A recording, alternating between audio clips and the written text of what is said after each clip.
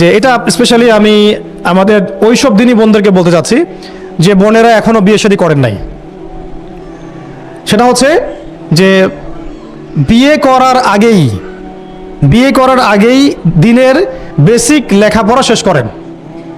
এত পাগল হওয়ার দরকার নেই। আগে চরিত্র হেফাজত হচ্ছে না, রোজা রাখেন, ঠিক আছে?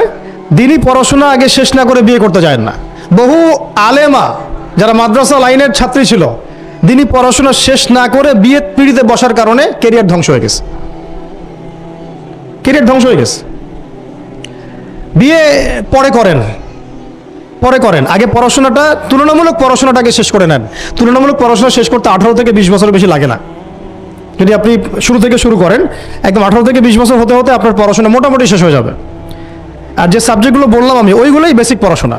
এখন এটা হয়তো সবার ভাগ্যে নসিব নাও হতে পারে, সেক্ষেত্রে বিকল্প অপশন আমরা যাব। কিন্তু আগে মূলনীতি হচ্ছে একটা লেভেল পর্যন্ত পড়াশোনা করার পরেই বিয়ে করেন। কারণ বিয়ের পরে আপনার যত রেসপন্সিবিলিটি আসবে, এটা তখন পড়াশোনা মেনটেন করা এতটাও সহজ না, প্রায় অসম্ভবের পর্যায়ে পড়ে যায় আর কি। আর দু একটা বাচ্চা কাচ্চা হয়ে গেলে তো তখন আর কোনো কথাই নাই। তাহলে আপনারা কি আমাদেরকে আয়েশা রাদিয়াল্লাহু আনহার মতো একটা প্রজন্ম দিতে পারবেন না? যদি এটা আপনাদের উদ্দেশ্য হয়, সেক্ষেত্রে কি পড়াশোনা শুরু থেকে করা উচিত না? এখন এই সুযোগটা আমাদের সব বোনদের সামনে হয়তো থাকে না, এই জন্য আমরা বললাম যে বিকল্প অপশনগুলোতে আপনারা দিন শেখার চেষ্টা করেন। আর এরপরে যখন বিয়ে করবেন, পড়াশোনা মোটামুটি শেষ হয়েছে, বিয়ে করবেন, এখন 18-20 বছর বয়স হয়ে গেছে, এখন আল্লাহর ওয়াস্তে দুনিয়াবি বিষয়কে সর্বোচ্চ অগ্রাধিকার দিয়েন না। আজীবন পস্তাবেন, এবং একবার পস্তানো শুরু করলে এই পস্তানো আজীবনও শেষ হবে না। তখন মেইল করে মেসেজ করে লাভ হবে না, কারণ আপনি বিয়ের আগে দিনকে প্রাধান্য দেন নাই, বরং দুনিয়াকে প্রাধান্য দিয়েছিলেন। আপনি বিয়ের আগে দিনকে প্রাধান্য দেন নাই, বরং দুনিয়াকে প্রাধান্য দিয়েছেন। যখন আপনি সবসময় পরকালকে, আল্লাহকে, তার রাসূলকে প্রাধান্য দিবেন, দিনকে প্রাধান্য দিবেন, দুনিয়া আল্লাহই গুছিয়ে দিবেন। আর যখন আপনি দুনিয়াকে সর্বোচ্চ অগ্রাধিকার দিবেন, দিন আপনার কাছ থেকে দূরে সরে যাবে। দিনের একটা গায়রত আছে, একটা ব্যক্তিত্ব, দিনের একটা স্বতন্ত্র গায়রত আছে, সে সবার কাছে ধরা দেয় না। যেটাকে মূল্যায়ন করে তার কাছেই দিন আসে, যেটাকে মূল্যায়ন করে না তার কাছে দিন আসে না। তো দিনদার ছেলেকে প্রাধান্য না দিয়ে বিয়ে করতে যায় না, জীবনটা ধ্বংস হয়ে যাবে। হ্যাঁ, আমি বলছি না দিনদার ছেলে মাদ্রাসাতেই থাকে না, ইঞ্জিনিয়ার লাইনেও থাকতে পারে, ডক্টরও হতে পারে, ইঞ্জিনিয়ারও হতে পারে, কিন্তু এটা বাহ্যিকভাবে এটাকে জাস্টিফাই করাটাও ডিফিকাল্ট। কিছু ক্রাইটেরিয়া দেখে আপনি একটু আন্দাজ করতে পারেন, পুরোপুরি হয়তো কখনোই বুঝতে পারবেন না। সেটা হচ্ছে দিনের প্রতি তার ফিকির কেমন, দিন নিয়ে তার কাজ কেমন, তার লাইফস্টাইল কেমন, তার পরিবার কেমন, কোন পরিবেশে সে বড় হয়ে উঠেছে, তার একাডেমিক্যাল সার্টিফিকেট কেমন, তারপরে তার দাওয়াতের মেহনতে অ্যাক্টিভিটিস আছে কিনা, বা ব্যবসা হালাল কিনা, বা চাকরির হালাল কিনা, নামাজ ঠিক আছে কিনা, তার মধ্যে সুন্নাহ আছে কিনা। এগুলো কিছু বাহ্যিক সাইন, যেগুলো দেখে আমরা একটা আইডিয়া নিতে পারি। তারপরে বলবো যে এখানে 100% আপনি এনশিওর হতে পারবেন না, ওইটা আল্লাহ পাকের হাতে। তো ওইটাও যদি এনশিওর করতে চান, তাহলে কি করতে হবে? তাহলে নিজেকে দিনদার হতে হবে। আমি নিজে যদি ভালো দিনদার হই, তাহলে ইনশাআল্লাহ আল্লাহ পাক আমাকে দিনদার স্ত্রী দিবেন। নিজে দিনদার না, তাহলে কি রেডিমেড দিনদার ছেলে আসবে? কখনই আসবে না। দোয়া করতে হবে, রব্বানা হাব লানা মিন আজওয়াজিনা ওয়া যুররিয়াতিনা কুররাতা আয়ুন ওয়াজআলনা লিল মুত্তাকিনা ইমামা। দোয়া করতে হবে যে রব্বি হাবলি মিনাস সালিহিন, রব্বি হাবলি মিন লাদুনকা যুররিয়াতান তাইয়্যিবা ইন্নাকা সামিউদ দুআ। এই বিষয়গুলো থেকে খেয়াল রাখবেন। আর শরীয়তের মেজাজ মাথায় রাখা। শরীয়তের মেজাজের কথাটা আজকে এই জন্য বলছি যে আমরা আমাদের দেশে যে প্রবলেমটা দেখি, ইসলামের পূর্ণাঙ্গ বিষয়গুলো মানুষ মাথায় রাখতে চায় না। ইসলামে যেমন নামাজ, রোজা, হজ, যাকাত আছে, ইসলামে কিন্তু দাওয়াত, তাবলীগ, জিহাদও আছে, তাই না? ইসলামে কিন্তু শরিয়া আইনও আছে, হুদুদ, কিসাস আছে, ইত্যাদি আছে। আমাদের সমাজে দেখেন নামাজ শব্দ পরিচিত, কিন্তু কিসাস শব্দ পরিচিত না। কিসাস মানে কয়জন জানেন যে কিসাস শব্দ অর্থ কি?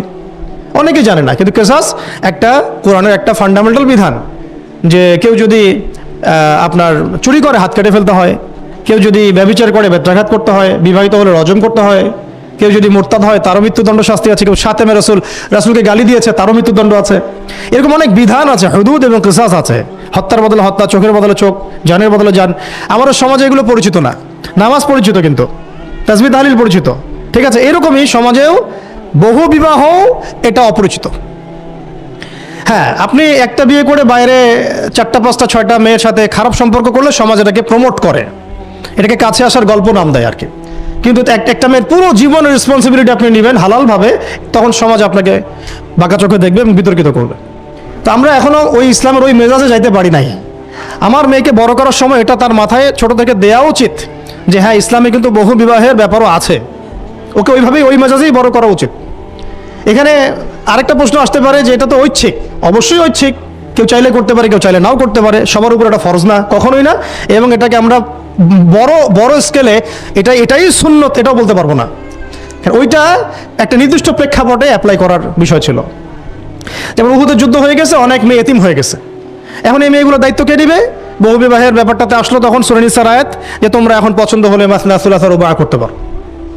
এটা কাউকে ফরজ করা হয় নাই, কারোর উপরে ফরজ করা হয় নাই, যার সামর্থ্য আছে তোমরা করতে পারো। খালাস, ওই মেয়েগুলোর দায়িত্ব নিয়ে নেওয়া হলো রাষ্ট্রীয়ভাবে, এবং তারা সম্ভ্রম পেলো, সম্মান পেলো, গার্ডিয়ানশিপ পেলো, তাদের সমস্ত অধিকার ফিরে পেলো। এটা ইসলামের একটা বিধান আছে। একেবারে এটাকে বাদ দিয়ে এটাকে অস্বীকার করা, কুফরি করলে কিন্তু কোরআনের সাথে আপনার কুফরি হয়ে যাবে। আপনার নিজস্ব রুচিবোধ থাকতে পারে যে আমি এটাকে পছন্দ করি না, সেটা আপনার ডিসিশন, এটা কোনো সমস্যার কিছু নাই। এমনকি ইসলাম আপনাদেরকে বলেছে যে মেয়ের অনুমতি ছাড়া তাকে বিয়েও দেওয়া যাবে না। সবার নিজস্ব জায়গা থাকতে পারে, কিন্তু ইসলামের প্রত্যেকটা বিধানকে মাথায় রাখা যেটা ইসলামের একটা অংশ।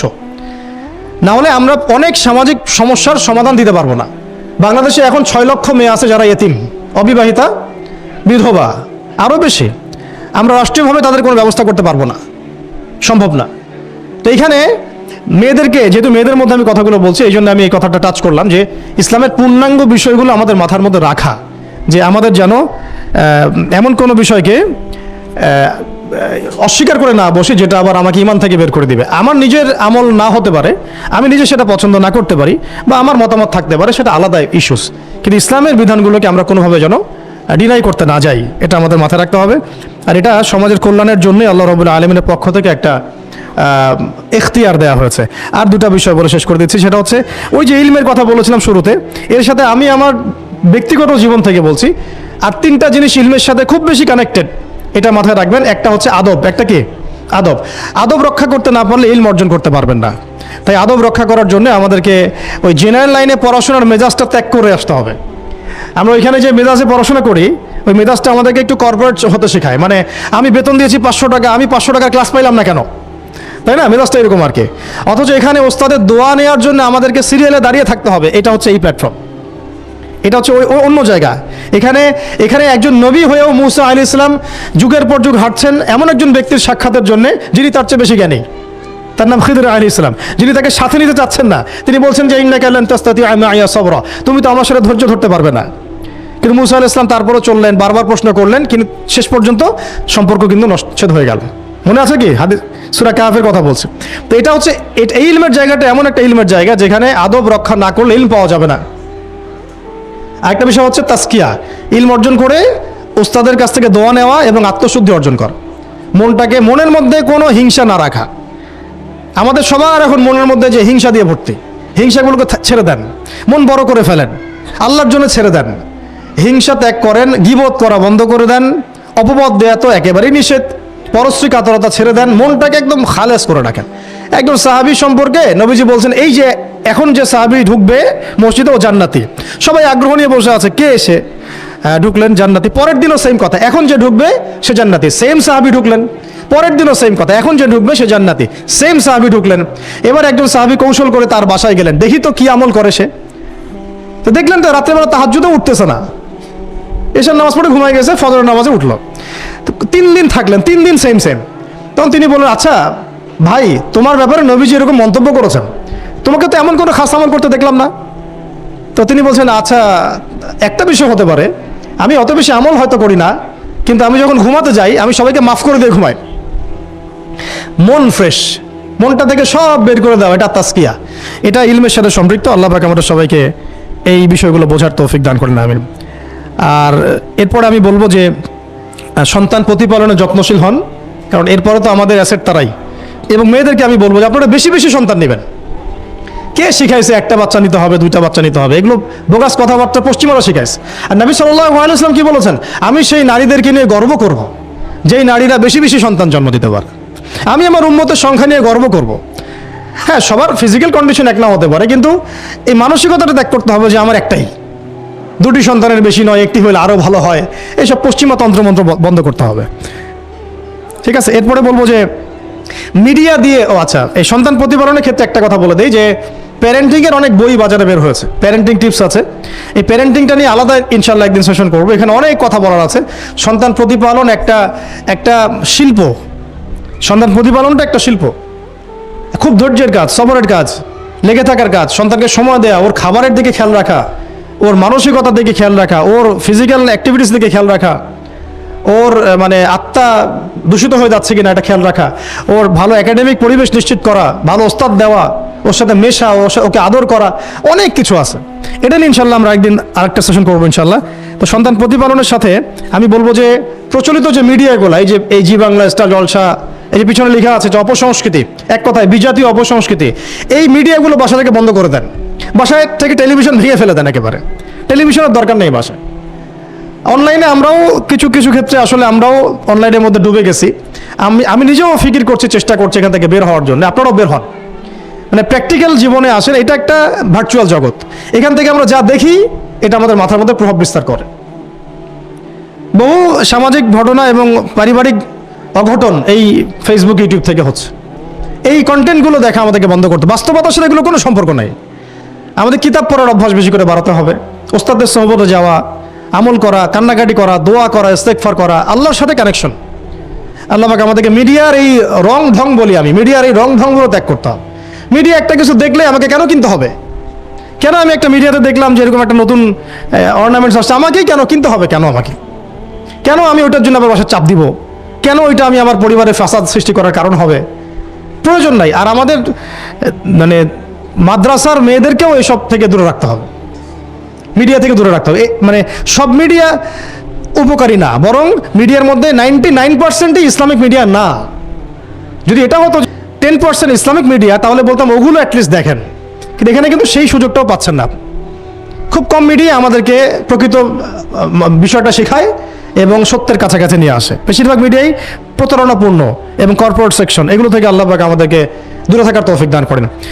আমাদের সাথে সম্পর্ক হচ্ছে হিজাবের, সালাতের, তাসবির, সিজদার, জায়নামাজের, আতরের, খুশবুর, মিসওয়াকের, আমাদের সাথে এগুলোর সম্পর্ক। আমাদের সাথে সম্পর্ক হিজাবের, আমাদের সাথে সম্পর্ক ইসলামিক ক্যালিগ্রাফির, ইসলামিক, আমাদের সাথে সম্পর্ক কোরআনের, হাদিসের, সিরাতের, লেখাপড়া, ইলমি পরিবেশের, তাসাউফের, এগুলো আমাদের কালচার।